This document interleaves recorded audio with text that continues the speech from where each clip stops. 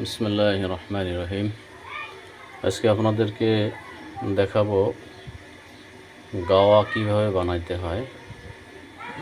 এই যে গাওয়া, এটা সৌদি থেকে নিয়ে আসছি। এটা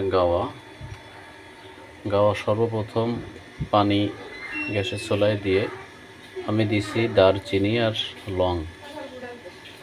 দারচিনি আর লং দিছি। এই গাওয়া এইভাবে বানাতে হয়। আগে ভালোভাবে ফুটন্ত জাল হয়ে গেলে দেখেন, এর মধ্যে যদি আপনি এলাচ দেন, গোলমরিচ দেন, তাহলে আরও আদা দিই না, আরও কালার সুন্দর হবে। আমি দিছি লং আর দারচিনি। আমি জাল দিচ্ছি, আস্তে আস্তে কালার হয়েছে। এখন দিব এর ভিতরে গাওয়া। এই যে দেখেন, এই যে গাওয়া, ওর কালার পরিবর্তন হয়ে গেল। এই 2 চামচ দিলাম। এই যে এখন গাওয়া তৈরি হয়ে যাবে। এই গাওয়া খাইতে কোনো চিনি লাগে না, দুধ লাগে না, কোনো কিছুই লাগে না। গাওয়া এইভাবেই খাওয়া যায়। এটা খাইলে শারীরিক সক্ষমতা বাড়ে,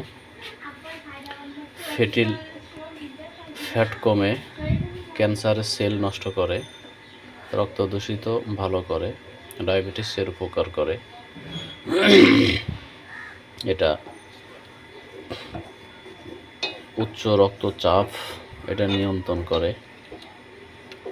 এটা খাওয়ার নিয়ম হচ্ছে, আগে পানিটা ফোটায় নেবেন, তারপরে আপনি লং, এলাচ, দারচিনি, গোলমরিচ এগুলো দিতে পারেন।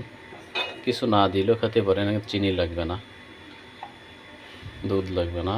এইভাবে তৈরি করে আপনি গরম গরম খাইতে হবে।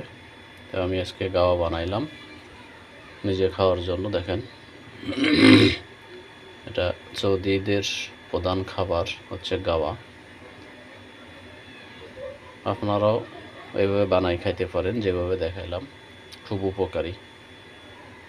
তো সকলে ভালো থাকেন, সুস্থ থাকেন, দোয়া করি। আসসালামু আলাইকুম রহমতুল্লাহ।